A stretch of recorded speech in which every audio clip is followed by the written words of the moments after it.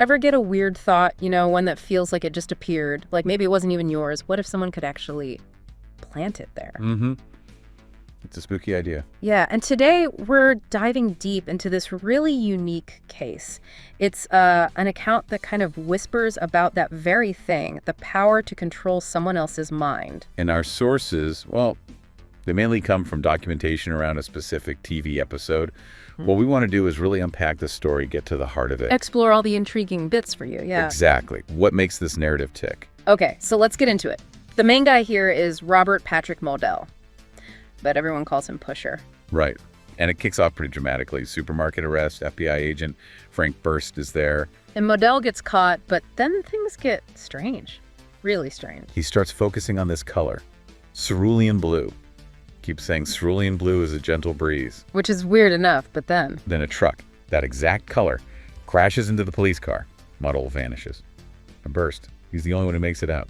Straight away, you're thinking, hang on, what just happened? Was that him? Precisely. It sets up this idea of some unseen influence right from the start. So naturally, FBI agents Mulder and Scully are called in. This is their kind of thing. And they dig into Mulder's background.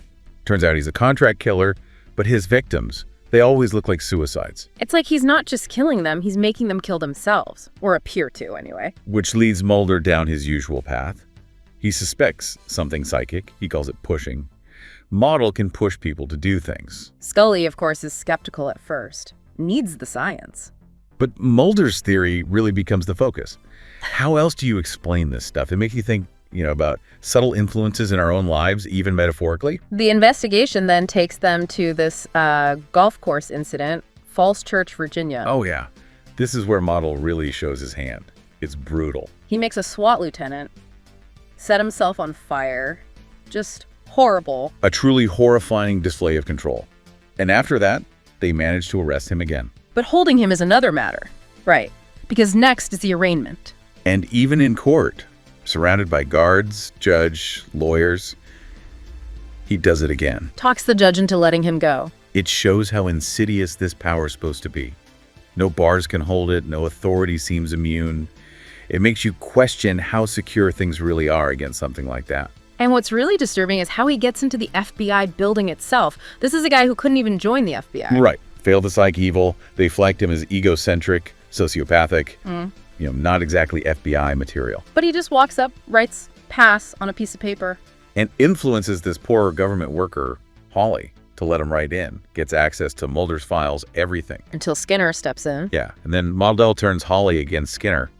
Makes her see him as some kind of attacker. She actually assaults him. It's just, the level of manipulation is terrifying. And it's here you see Scully starting to think, okay, maybe Mulder's onto something. The weirdness is piling up. Definitely a turning point for her skepticism. So they track him to his apartment. It's empty, basically.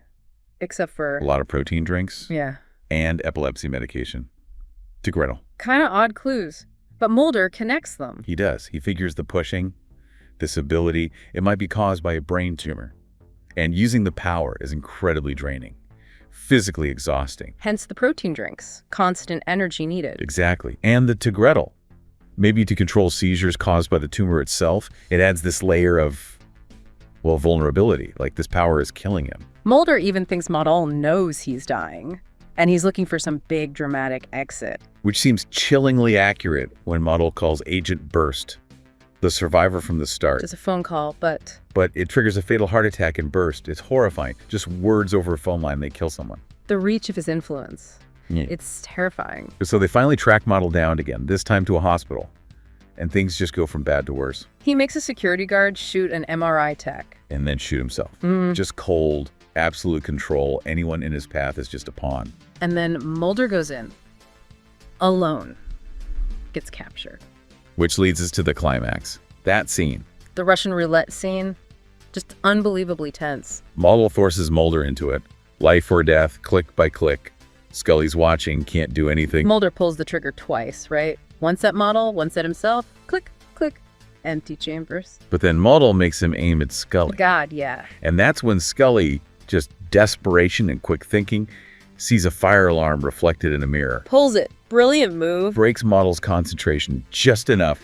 Gives Mulder the second he needs to turn the tables, shoot Mulder, wounds him badly. It's all down to Scully noticing that reflection. Incredible. So the story wraps up with Mulder and Scully visiting Model.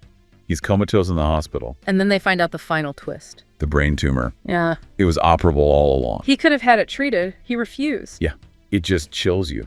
It backs up what Scully thought earlier. He was just this little man who felt powerful because of this ability. He chose the power over his own life. That need for control was everything. A really haunting end to his story. So reflecting on this whole Pusher deep dive, it really makes you think about influence, suggestion, control. But, the story behind the story is pretty interesting, too. Oh, absolutely. There's some great behind-the-scenes stuff that adds this whole other layer of, mystery and nostalgia. Like where the idea even came from. Yeah, apparently Vince Gilligan, the writer, first thought of it as a movie. No way! A full movie! Yeah. So imagine taking that big screen idea and boiling it down for a TV episode. It's quite a transformation. Kind of cool to think about that creative process. And casting Model, this iconic villain, it wasn't always Robert Wisden. Right. They apparently considered other actors. Lance Henriksen was mentioned. Wow, he would have been intense. Different vibe, though. Totally. And even, get this, Harvey Fierstein. Harvey Fierstein.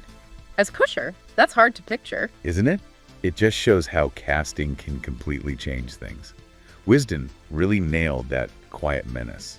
Definitely. Now, about that Russian roulette scene, you mentioned it was intense. Sounds like the network thought so too. Oh, big time. There was apparently a lot of pushback. Yeah. They weren't keen on airing something that graphic, that psychologically brutal for TV back then. So the producers had to fight for it? Seems like it. They really believed in its impact and managed to keep most of it intact. It's apparently the first time anything like that had been shown on network TV. Really pushed the envelope. That makes sense. It feels like a boundary-pushing moment. Okay, here's a fun one, a bit of trivia. Oh yeah, lay it on me. Dave Grohl. Wait, the Dave Grohl? Foo Fighters. Nirvana. The one and only. Apparently, he and his wife at the time have a tiny, uncredited cameo. Get out of here. As what? FBI agents. Yeah. Just walking past in the background somewhere in the headquarters scenes, I think. That's amazing. I've got to rewatch it now just for that. A little rock history hidden in the FBI hallway.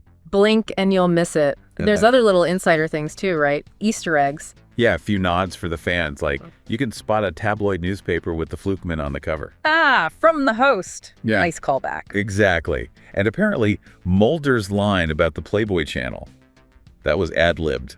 Really. Just improvised on the spot. Adds to that Mulder dark humor. Totally. Oh, and there's supposedly a magazine, American Ronin, that has a picture of one of the production assistants on the cover. Little hidden jokes for the crew, I guess. Love that stuff. Gives it a bit of personality. So, despite the network worries, how did it actually do? Critically, it was a huge hit, got rave reviews, and the viewership was really strong, too. So it definitely struck a chord. Absolutely. It's considered one of the classic, standout episodes for a reason. Powerful story, great villain. And it wasn't quite the end for Model, was it? Nope. For anyone who found Pusher really compelling, he actually comes back. Later season 5, an episode called Kitsunagari. Ah, so the story continues. The psychological battle wasn't completely over. Exactly. It suggests his influence, or the consequences of it, lingered on. Something to maybe dive into another time. Definitely. So, wrapping up our look at Pusher. What a ride. It's this mix of psychological thriller, character study. And all those fascinating little behind-the-scenes details just make it richer, don't they? That whole journey from movie concept to controversial TV. Totally. It leaves you thinking, though, about influence, sure, but also about that desperation for control. Yeah, that final point about him refusing treatment. Why did he need that power so badly? What does that say about maybe our own hidden desires or fears? Deep stuff. Definitely something to chew on. What lengths would someone go to feel powerful, even if it destroys them? It's a question that sticks with you long after the credits roll. Well, until our next deep dive into the shadows. Yeah, looking forward to it.